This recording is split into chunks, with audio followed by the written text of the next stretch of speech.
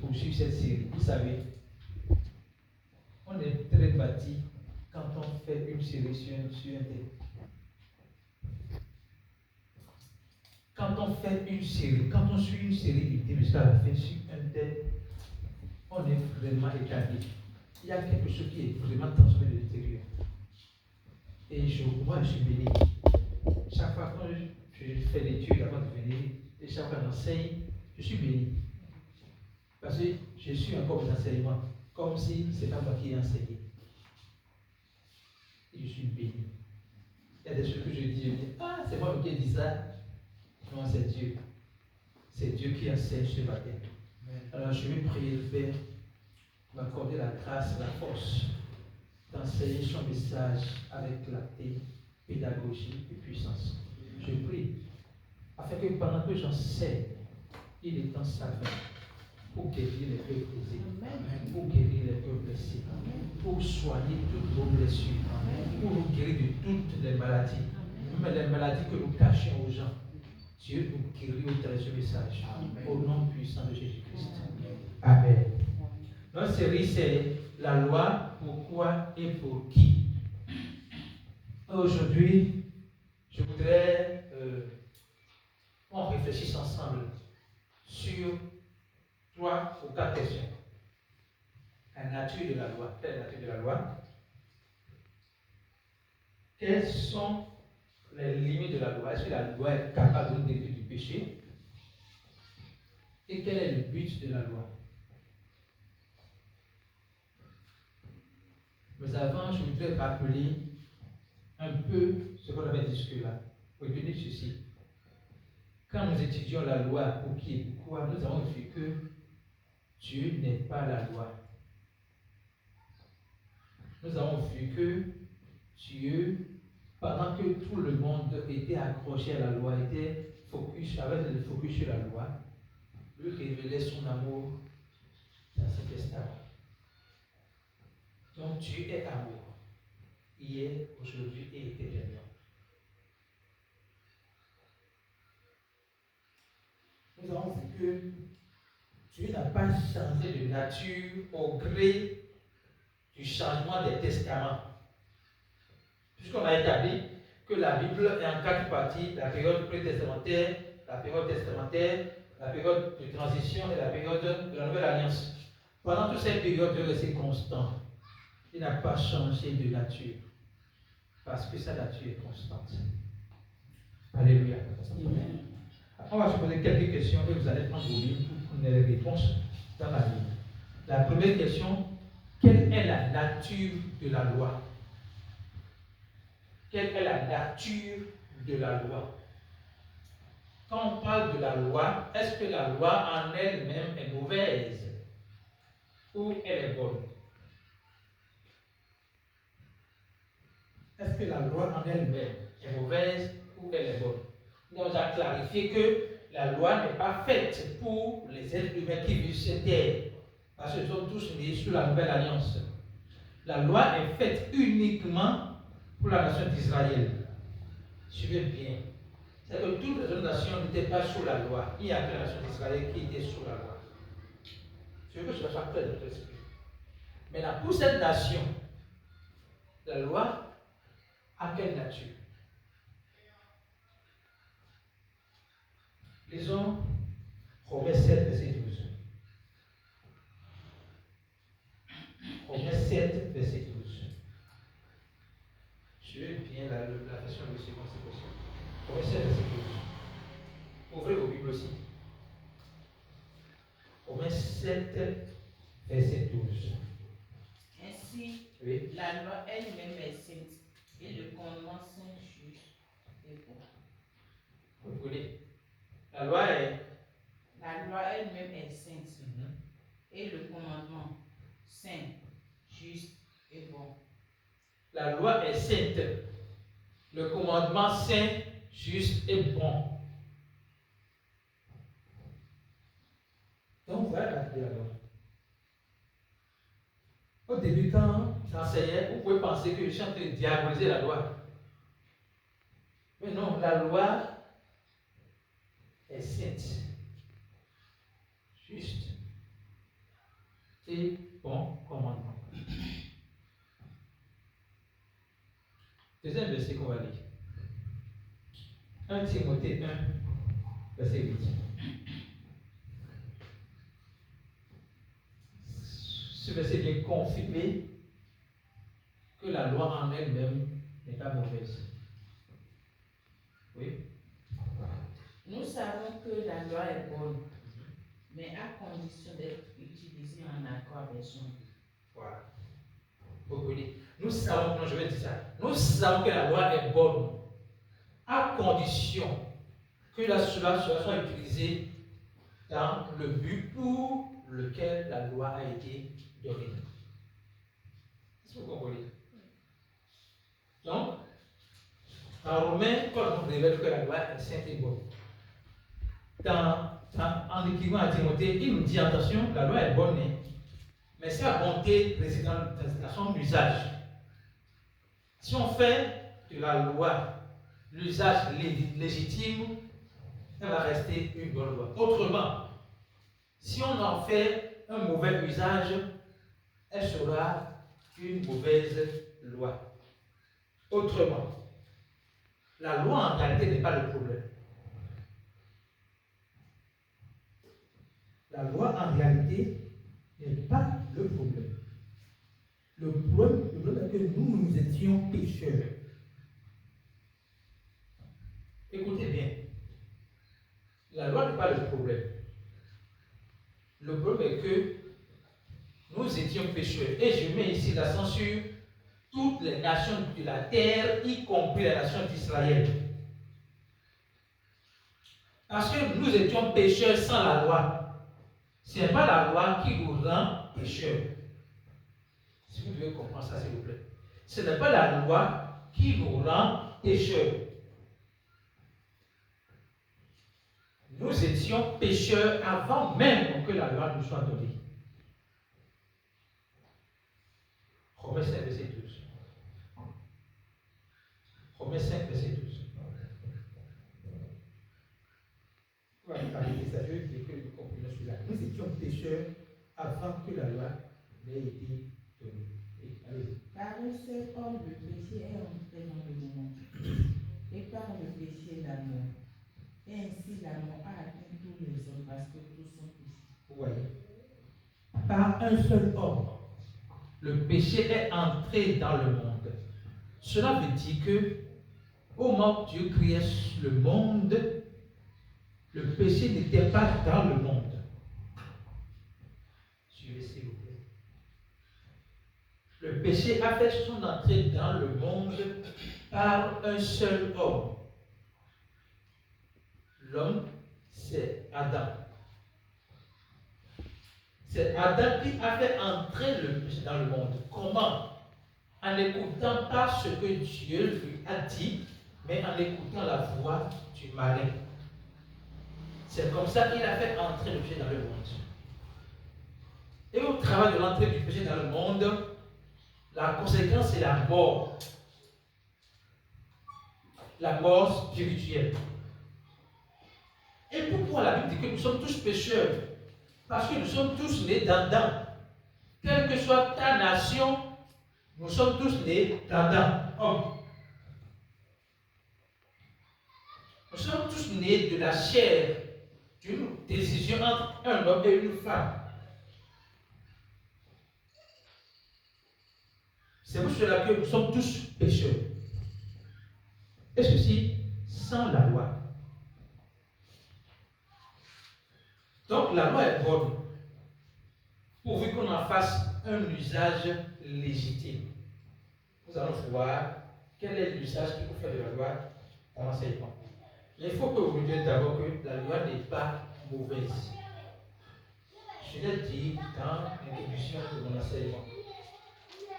Lorsque nous prenons un couteau, le couteau n'a pas vocation d'être utilisé pour tuer un être humain.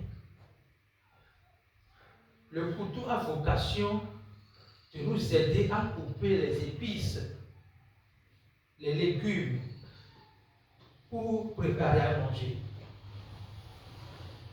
C'est pour cela que quand on fait des erreurs comme ça, on coupe, on voit notre sang, on n'est pas content. Parce que son but, ce n'est pas de tuer, mais de nous aider à faire la cuisine. Est-ce que vous comprenez? Mais quand on utilise le couteau maintenant, dans un autre but, autre que ce pourquoi le couteau est créé, on fait un usage illégitime du couteau. Donc c'est la même chose pour la loi. La loi est bonne. Mais quand on en fait un usage illégitime, elle devient mauvaise.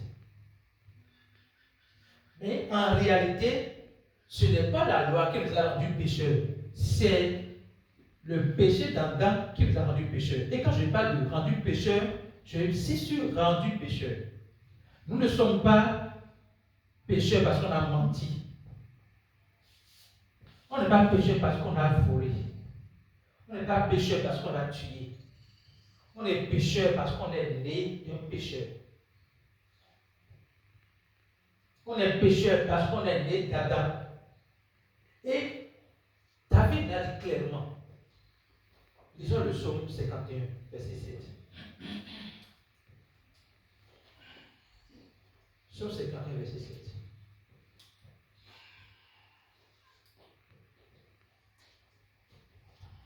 Je suis depuis ma naissance marqué du péché. Depuis quand ma mère, j'ai été conçue, le péché est attaché à moi. Imaginez, il parle de conception, il parle de naissance. Pendant qu'il est conçu, pendant qu'il n'a pas encore une semaine dans le ventre de sa maman, le péché est déjà attaché à lui. Pourquoi? Est-ce qu'il a déjà menti? Il a déjà volé? Il a déjà commis la vérité avec la femme d'Uri? Il a déjà tué Uri? Il n'a pas encore fait tout ça. Mais déjà, le péché est déjà attaché à lui. Pourquoi? Parce qu'il est né d'Adam qui était séparé de Dieu. Et donc, qui est pécheur? Il a hérité la nature pécheresse d'Adam. Il n'a rien fait. Et cet héritage n'a rien à voir avec la loi. Alléluia. Donc, en résumé, la loi est bonne pourvu qu'on en fasse un usage légitime. Nous allons revenir sur quel est l'usage légitime qu'il faut faire de la loi et vous allez comprendre. Deuxième question. Ok, maintenant que la loi est bonne, est-ce que la loi est capable de nous délivrer du péché? Oui, la loi est bonne. Elle est sainte. Est-ce que elle est capable, elle a le pouvoir de nous délivrer du péché? Deuxième question. Lisons Romains 3, verset 20. Romains 3, verset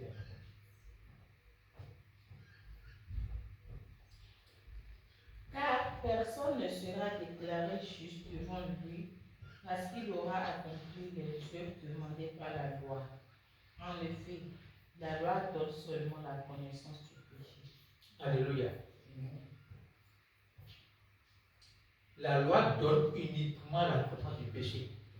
Mais personne, en obéissant à la loi, ne peut espérer être sauvé.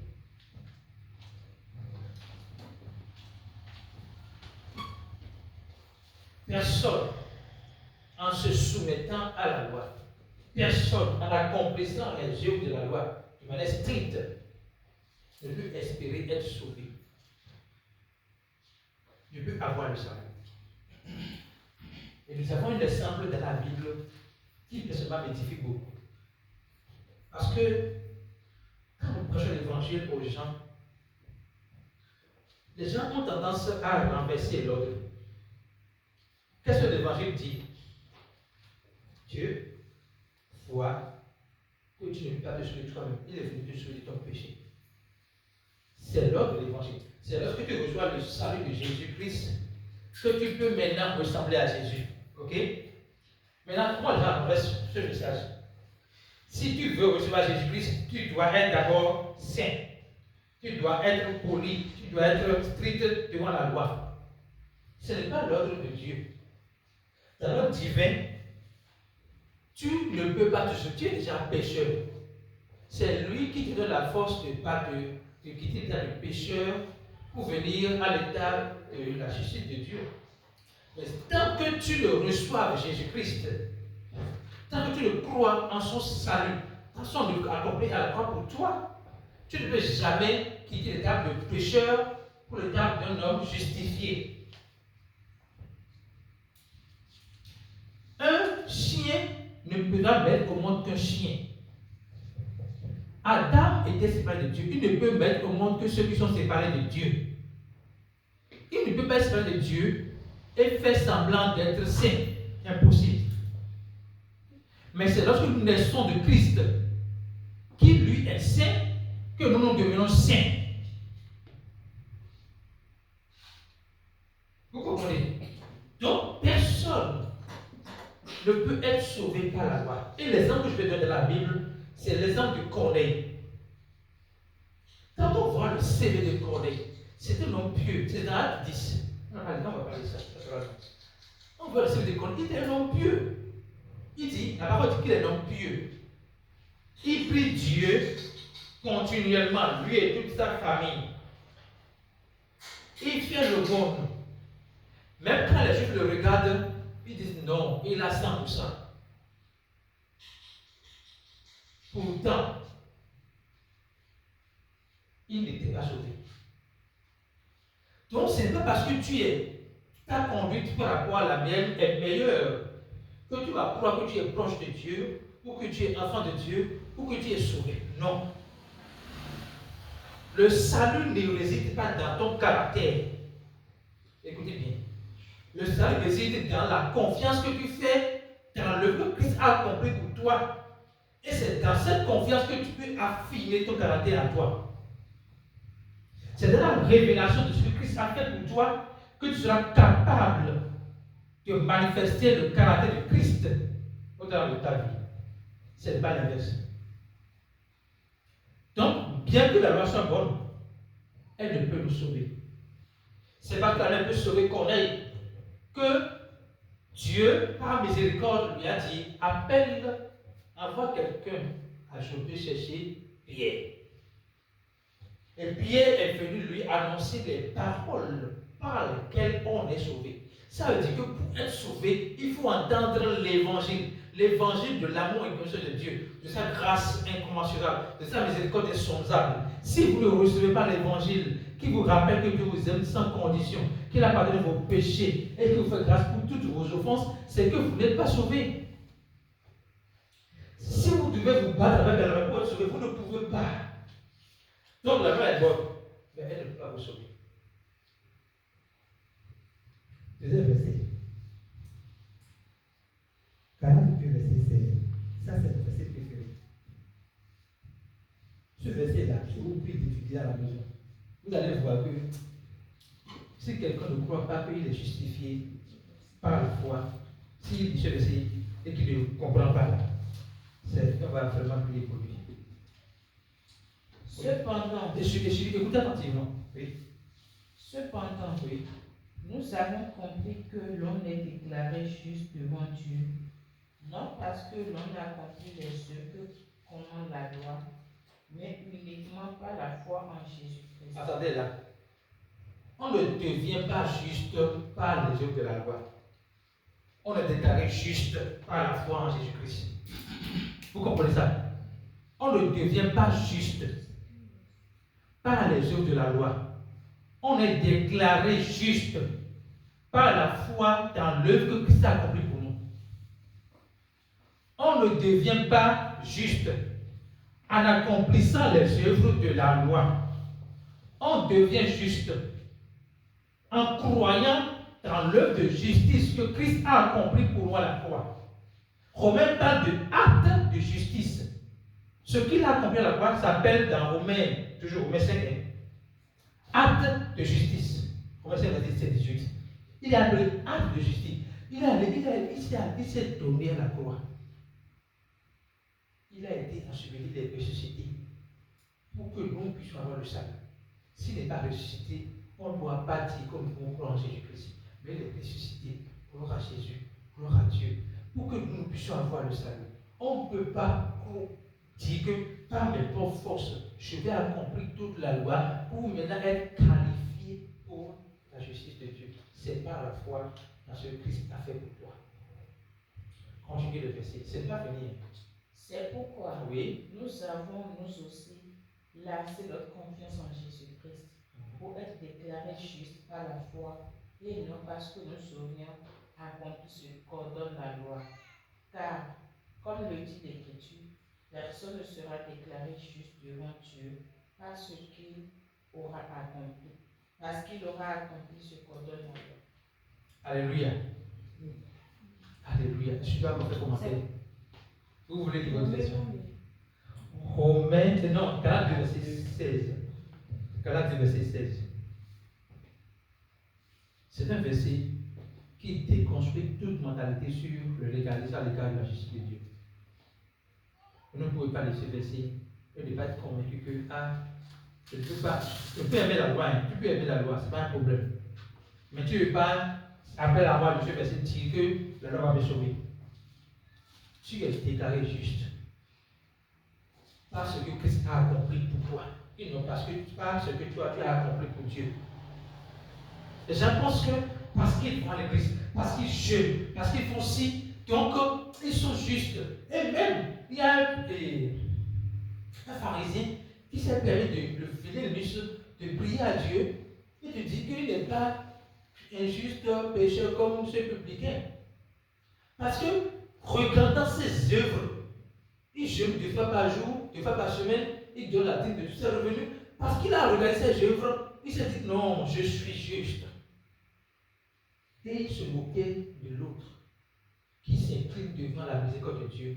Et celui-là a été déclaré juste. C'est déclaré juste. Donc c'est pas que tu deviens juste par tes œuvres, tu es déclaré juste par ta foi en Jésus-Christ. C'est important que vous compreniez cela. Quand nous disons que nous sommes justifiés, nous devons avoir la conscience que nous avons été déclarés justes. Parce que nous avons cru en ce que Christ a accompli pour nous. Alléluia. Alléluia. Alors, nous allons voir ici les limites et la pédagogie de la loi. Les limites et la pédagogie de la loi. Et avant de donner la pédagogie de la loi, je vous donne d'abord la parole sur les limites. Jusqu'à présent, quelles sont les limites que vous avez vues au niveau de la loi? Je veux vous entendre. Le micro est quelque part. Quelles sont les limites que vous avez discernées au travers de l'enseignement jusqu'à présent? J'ai besoin de vous entendre. Et je ne veux pas écouter la soeur pour le moment. D'autres personnes, s'il vous plaît, prenez le micro. Je veux entendre les limites que vous avez déjà discernées au travers de l'enseignement. Citez-moi au moins 3. Allez-y, faites vite. La loi n'a pas la capacité de sauver. La loi n'a pas la capacité de nous sauver. Première limite. Ok? Deuxième limite.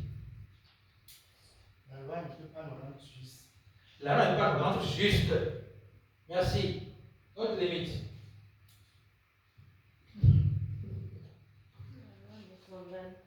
La loi nous condamne. Mais pas méchamment. C'est pour cela qu'on va voir sa pédagogie. La loi nous condamne. Et je dis pas méchamment. Parce que la loi n'est pas méchante. On n'est pas méchante. Ok? Autre limite. La loi ne pardonne pas les péchés. Donc, qu'est-ce qu'est l'intérêt qu'on a à s'accrocher à la loi, finalement? Parce que tous ceux qui s'accrochent à la loi l'utilisent dans cette but-là. Le mauvais usage fait de la loi, qui, dans son essence, est une bonne loi, une mauvaise loi. Lorsque tu utilises la loi pour espérer pardon des péchés, tu l'utilises mal. Lorsque tu utilises la loi pour être sauvé, tu l'utilises mal. Lorsque tu utilises la loi pour être justifié devant Dieu, tu l'utilises mal. Alléluia. Bon, nous allons voir rapidement comment la loi nous condamne et nous met dos au mur. Jacques 2, verset 10. 2, verset 10.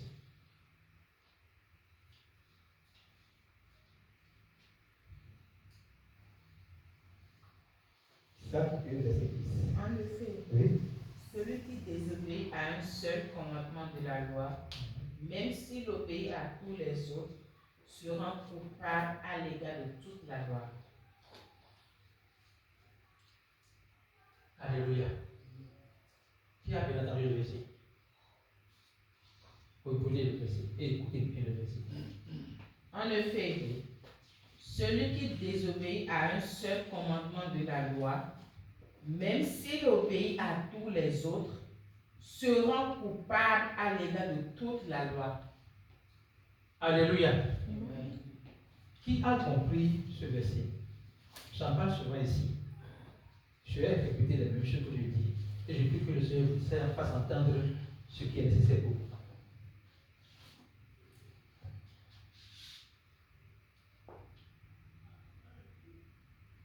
Lorsque la loi est ton professeur, il ne te fera jamais de compliments.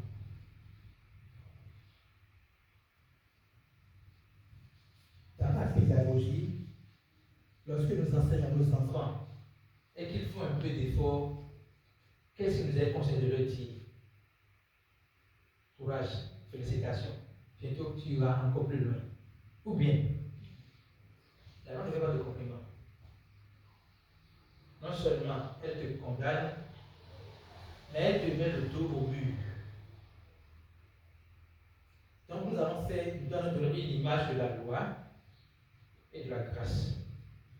Écoutez bien, c'est les deux extrêmes de la vie. La loi est extrême. La grâce aussi est extrême. À prendre ou à laisser. Qu'est-ce que la loi dit? Si il y a 213 commandements, 213 lois, mais mettons juste 10 lois, 10 commandements. Donnons juste 10 commandements. La parole dit que si tu obéis aux 9 commandements et que tu manques à un seul commandement, ce n'est pas que tu as manqué qu'un seul commandement, mais que tu as manqué les 10 commandements. Qu'est-ce que ça veut dire? C'est-à-dire que les lois ou bien les commandements ne sont pas dissociables. Tu ne peux pas dire, je ferai un peu d'effort ici, et la loi va me noter par rapport à mon effort. Donc, autrement, soit tu as 20 sur 20, soit tu as 0 sur 20. Ça, c'est la loi. Si tu veux compter sur ta capacité à faire les œuvres de la loi, soit tu as 20 sur 20, soit tu as 0 sur 20. Et quand on lit bien le verset, on lui demande quel être humain sur cette terre peut dire que lui là, il peut avoir 20 sur 20 devant la loi. Je veux que vous répondez sincèrement. Personne ne peut dire que lui, par ses œuvres de la loi, il est capable d'avoir 20 sur 20 devant la loi. Autrement, la loi nous condamne tous.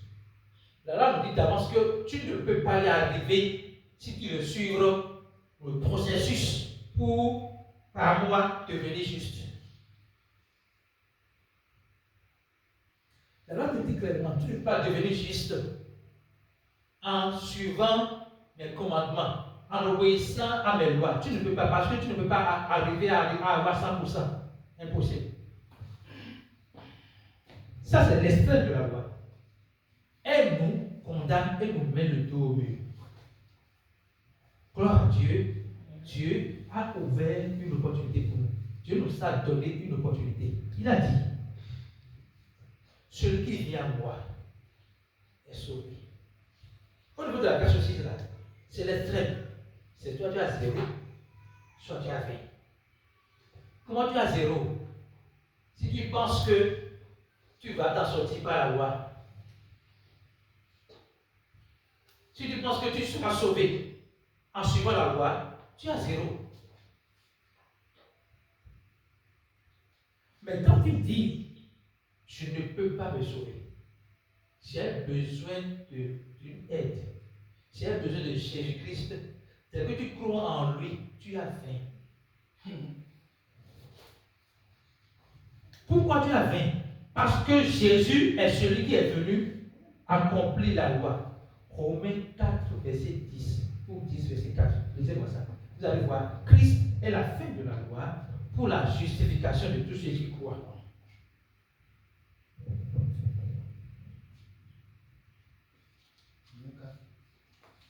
Non, il n'a pas dit. Romains 4, verset 10 ou 10, 4. 10, 4. Ok. Car le Christ a mis fin au régime de la loi pour que tous ceux qui croient soient déclarés justes. Alléluia. Hébreux 9, verset 26. Hébreux 9, verset 26. Ce verset-là, la première fois j'ai entendu, j'ai lu ce verset-là, j'ai tremblé. Hébreux 9, verset 26. Autrement, il aurait dû souffrir la mort à plusieurs Non, Hébreux 9, verset 26. C'est ça? Allez-y. Autrement, Oui. il aurait dû souffrir la mort à plusieurs reprises depuis le commencement du monde. Non, il est apparu une seule fois à la fin des temps pour ôter les péchés par son sacrifice. Alléluia.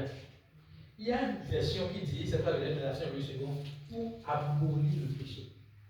La loi vient de donner la connaissance du péché. Et Jésus dit, moi je suis venu et j'ai aboli le péché.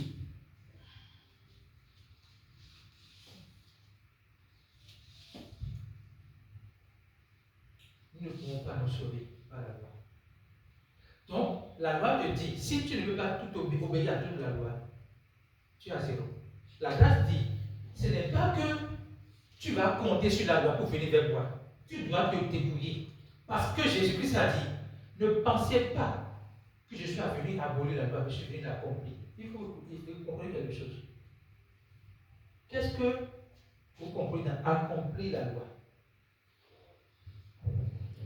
Dieu n'a pas accompli la loi pour lui-même. Il a accompli la loi pour que nous puissions être acquittés.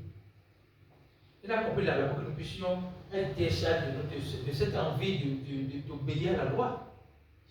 Il a accompli la loi pour que nous puissions être dans la grâce. Et donc, en réalité, l'accomplissement de la loi, dans le processus de l'accomplissement de la loi, il y a l'abolition de la loi. J'en ai pas entendu ça. Je ne veux pas dire que la loi est un enseignant. La grâce est un enseignant.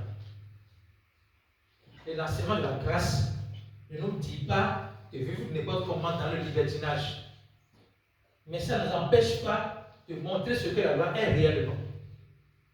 Alléluia. Maintenant, lisons maintenant Galates 3, verset 24. Nous allons voir finalement pourquoi la loi, quel est le but de la loi. Et je vais vous donner une image. Et je prie que vous rentrez avec cette image à la maison. Pourquoi la loi? Pourquoi la loi? Quel est le but de la loi? Ainsi, Oui. la loi a été comme un gardien chargé de nous conduire au Christ pour que nous soyons déclarés justes devant Dieu par la foi. Alléluia. Je vais la sur 8 secondes. Il y a des mots qui me plaisent là. Ainsi, Oui. la loi a été comme un pédagogue pour nous conduire à Christ, afin que nous soyons justifiés par la foi. La loi était un pédagogue pour nous conduire à Christ. Donc le but de la loi, c'est nous conduire à Christ. C'est en cela que la loi est bonne. Alors si tu utilises la loi tout dans l'Église pour permettre aux gens de venir à Christ, bravo. Mais si tu l'utilises pour les condamner, pour les soumettre, pour les manipuler, tu en fais un mauvais usage. Maintenant, quel débat que je vais vous donner? C'est besoin de deux personnes. Et amour et une venez. Essayez, suivez cela pour comprendre.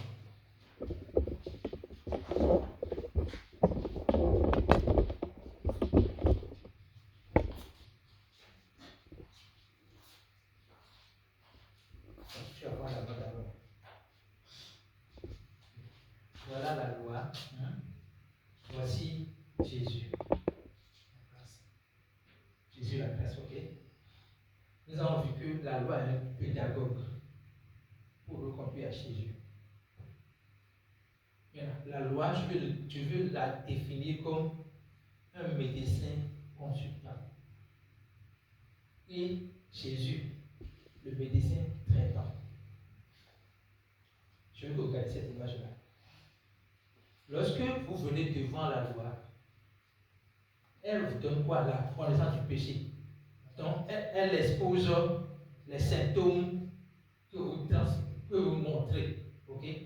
Quand elle fait votre analyse, elle dit, bon, vous êtes pécheur, voleur, vous êtes condamné, vous êtes.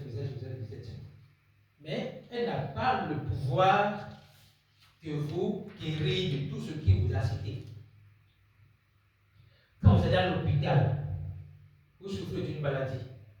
La première chose que vous faites, c'est que vous allez chez un médecin qui fait la consultation. Ok? Lorsque le médecin vous consulte, s'il ne voit pas clair, il va demander des analyses. Lorsque vous avez des analyses, il va vous dire, okay, allez chez tel spécialiste pour le traitement de votre maladie. Dans le cas d'espèce,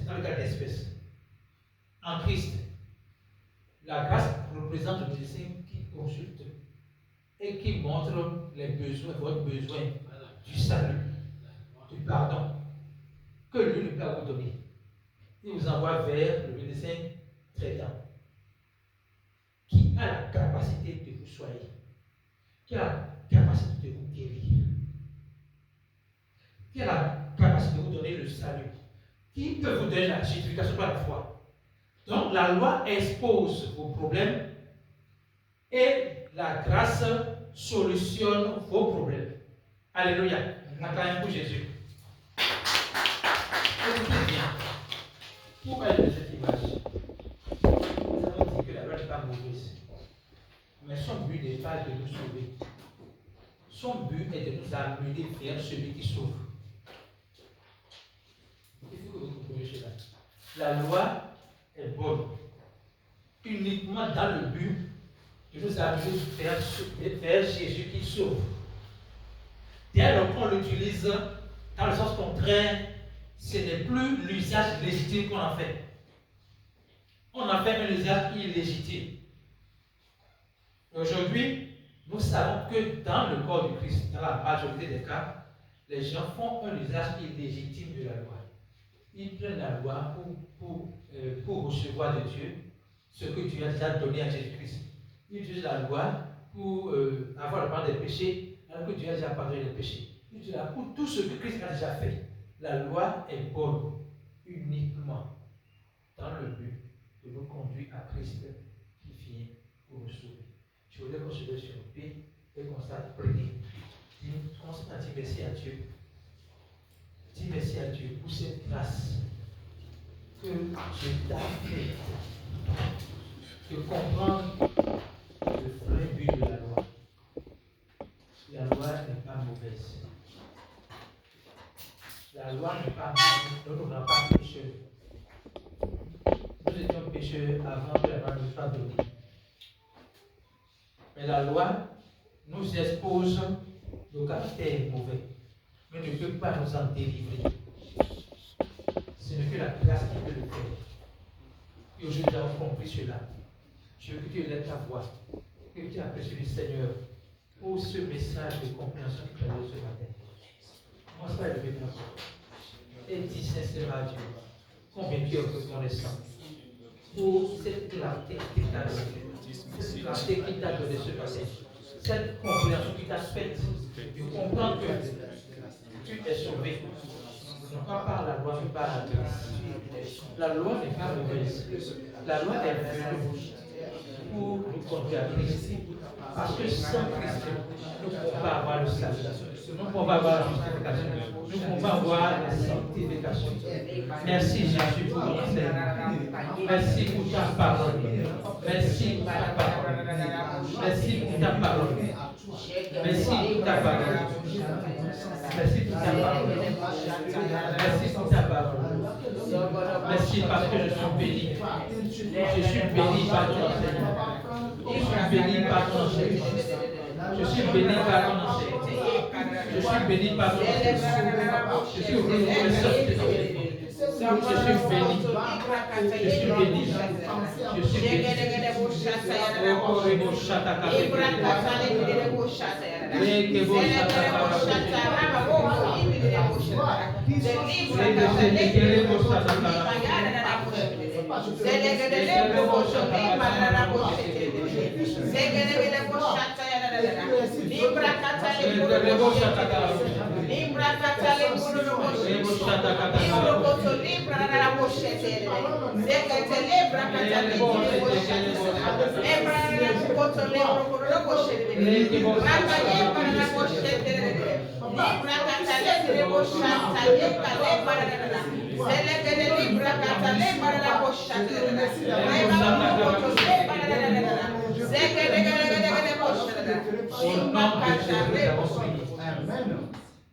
Que tu apprécies maintenant Jésus-Christ pour la solution qui est pour toi.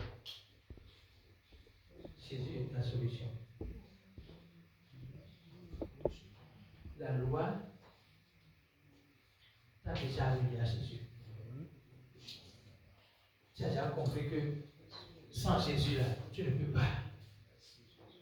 Maintenant que tu le sais, prie Jésus afin qu'il te donne la capacité d'être conscient de cela et pouvoir lui donner la place qui est la sienne dans ta vie.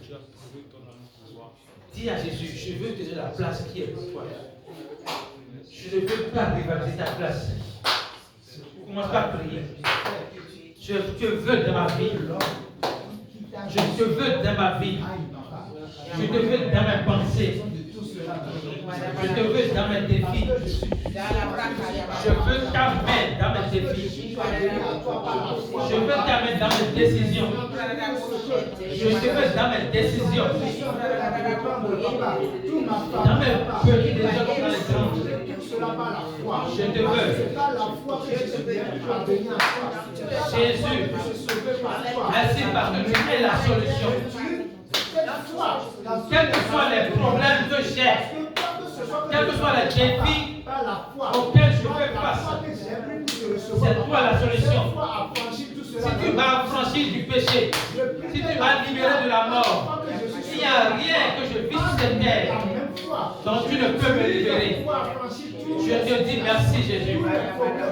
Merci Jésus. Merci Jésus. Au nom de Jésus, nous avons prié.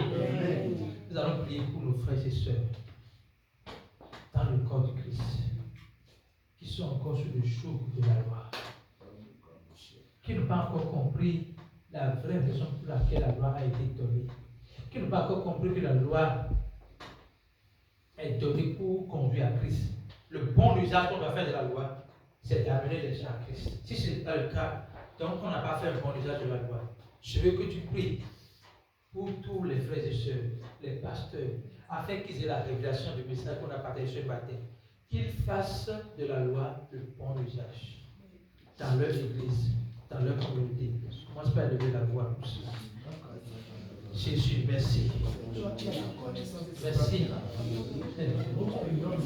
Merci Jésus. Les frères et sœurs qui ne continuent pas croire que c'est par la loi qui peuvent parvenir à la merci Jésus. C'est pas la loi que parce que tu as pas de maintenant. Tu envoies tes serviteurs dans l'église afin que ce message sur le bon usage afin de la loi soit prêché. Ce message sur le bon usage afin de la loi soit prêché. Que ceux qui sont encore sur la loi, ceux qui s'appuient sur la loi, puissent continuer à s'appuyer sur la loi, mais en conduisant les gens à Jésus-Christ. Au nom de Jésus. Au nom de Jésus. Au nom de Jésus. Disons merci. Parce que tu exauces toujours nos prières. Tu exauces toujours nos prières. Merci parce que cette prière est également exaucée. Nous verrons le corps du Christ être métamorphosé. Au nom puissant de Jésus-Christ. C'est au nom de Jésus que nous allons prier. Amen. Amen.